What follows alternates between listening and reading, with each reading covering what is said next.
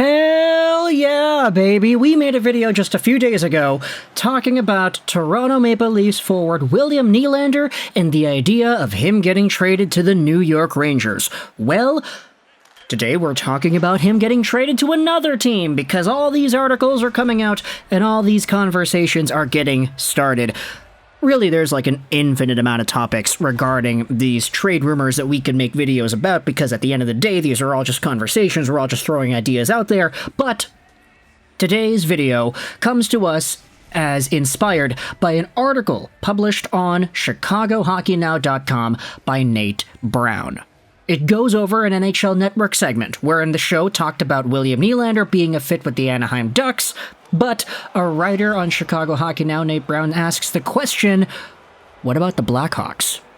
This article is from over a week ago, so I get it. There's a little bit of time to let this marinate before we go out there and discuss it. But the entire idea that is brought up in this article is one that I like a lot. Before we get into everything and the idea itself, though, let's go over Nylander just to get all the Chicago fans that might not be up to snuff. Nylander's 27 years old, 5'11", 196, right-handed, right-wing guy, signed till the end of 2024, making $6.962 million a year. He's got modified no-trade protection, and he's going to expire as a UFA. He's a very good player, point-per-game guy, multiple-time 30-goal guy. Last season, he had 40 goals, and in his total playoff run, he had 10 points in 11 games played. Pretty okay number, especially compared to the other stars of the Leafs, but as we have noted in the past, Nylander produced in the second round against Florida. Matthews, Tavares, and Marner did not. So it's interesting to see where the dynamic of points comes into play here, but Nylander being on the trade market is something that is not really new. Everybody's been talking about Nylander getting extended, Nylander getting traded if he can't get extended, Toronto and Nylander being far apart in negotiations, therefore he should get traded because the Leafs wouldn't want to lose him out for nothing, which is why you had the Mike Rupp segment on NHL Network wherein he says that Nylander would be a fit for the Anaheim Ducks. This is where we go over to our Chicago Hockey Now article. Link is going to be in the description if you want to go ahead and read more about this yourself. Nylander is the bet, according to the NHL Network's Mike Rupp. He even believes that Nylander will be moved during the season, which definitely raises an eyebrow given that the Leafs would need his production to go further into the playoffs. All of a sudden, this team, if you can make a monster move like that, I think Nylander is clearly the guy. He's going to be the guy, and I think he could thrive with that. Even though Rupp is talking about the Anaheim Ducks, couldn't Chicago apply too? Now, firstly, we've discussed the idea of Nylander being the main player on his team before. Sure, he's not that right now. Marner, Matthews, Tavares, all making more money than him, all could have been dubbed as having quote-unquote more important roles with the team than him. That's not a new idea. But Nylander has been so good, and he's been starting to dominate in the offensive zone, regardless of who he plays with, that this is a player that all of a sudden, if he becomes a number one winger, he's a top point scorer on a team, that doesn't become too unrealistic now, isn't it? Sure, Matthews had 60 goals and Marner had 90-something points, 99 points this recent season and all that. Nylander has not eclipsed those numbers yet, but what Nylander has done has slowly get better year after year, and it's in a lot more of a sustainable way, too. Especially when you talk about playoff production, how he actually shows up when the team is in big must-win games. And you have this idea that says that Nylander, even though he may not be worth Matthews' money, he's certainly worth a lot more than $6.9 mil.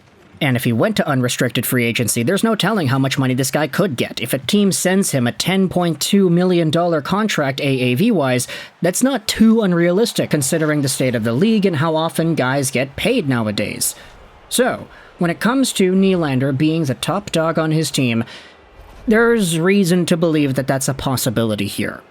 And it's why this article in Chicago Hockey Now talks about how the Blackhawks have the prospects and picks to make some sort of a Nylander trade work.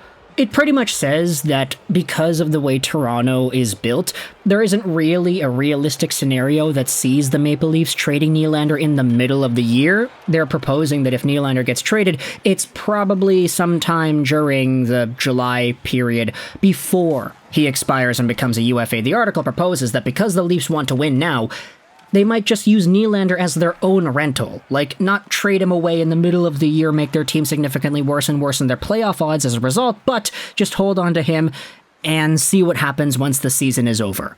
The article proposes that if the Leafs are trying to shop Nylander before July 1st, that is where Chicago can compete with anybody. They have the prospect depth to offer Toronto some up-and-coming players to fill in some gaps at a more affordable price. They have extra draft picks they could pitch as well. Cap space? That's not an issue either. What about the timeline? Nylander flanking Connor Bedard means production the Blackhawks haven't seen since the days of Kane in his prime. If Oliver Moore and Frank Nazar have seasons which earn them entry-level deals, the rebuild is suddenly moving faster. Lukas Reichel having a full season in Chicago that produces as well, suddenly there's a very capable top 6 in Chicago with a lot of cap space to boot. And this article doesn't even mention Taylor Hall. And I know Taylor Hall isn't really a guy that you could say is a long-term option for the Chicago Blackhawks, considering he's only signed till the end of 2025, but if you have yourselves this type of a move, let's say next year, Chicago trades for Nylander, all of a sudden your first line is Taylor Hall, Bedard, Nylander. I don't know about you, but that sounds really good.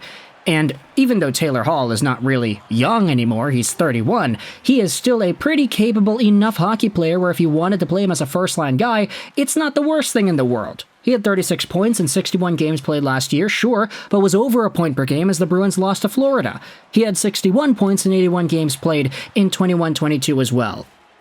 So, for Taylor Hall, this definitely is a guy that I think can offer more than just a mentor type of role to Bedard, but also just be a very nice presence to bounce off of offensively too. Add in William Nylander, and you have yourselves a pairing for the ages. Imagine Willie Nylander, instead of sending passes to the blitzful shooting Austin Matthews, he starts sending passes to the blitzful shooting Connor Bedard. This guy could legitimately have the chance to play with two of the best players of our generation in Matthews and Bedard, assuming Bedard, of course, becomes that good. I'm not going to go out there and say that he's not going to, but, you know, it's a lot of expectations for a guy who hasn't played an NHL game yet. Still, though, this could be a pretty nice line. And when you talk about the rest of the depth rounding itself out, Lukas Reichel, Oliver Moore, Frank Nazar, we've made videos about a ton of these guys. I like a lot of the Chicago Blackhawks prospects. They are pretty strong names.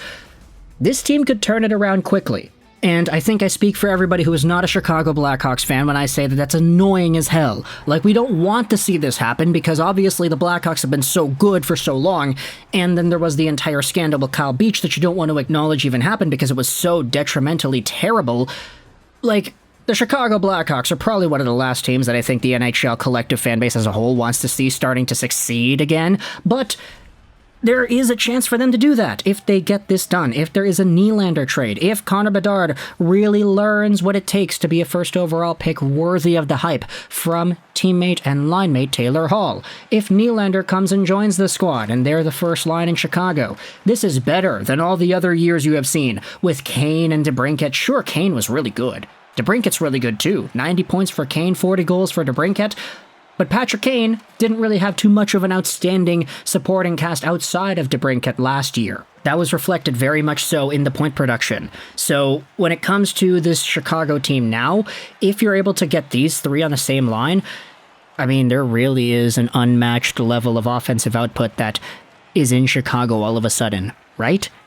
So let me know your thoughts in the comment section below. What do you think about this entire idea? I will say the article on Chicago Hockey Now doesn't actually list what a return could look like. It doesn't say, okay, Chicago could give Toronto this, that, or the other thing. It just says, hey, we can make it work. Like, we have enough prospects, we have enough players and cap space to be able to finagle a trade and get this done on July 1st. Not even trade for Nylander, but trade for the negotiating rights for Nylander. They are two very different things, but at the end of the day, if Chicago is able to sign him to a contract, which they probably would be able to do because they've got the cap space, then all of a sudden it looks great because you have Nylander, Hall, and Bedard playing together. Let me know your thoughts in the comment section below about this entire idea. If you're a Blackhawks fan, what would you like to send over to Toronto in a Nylander trade?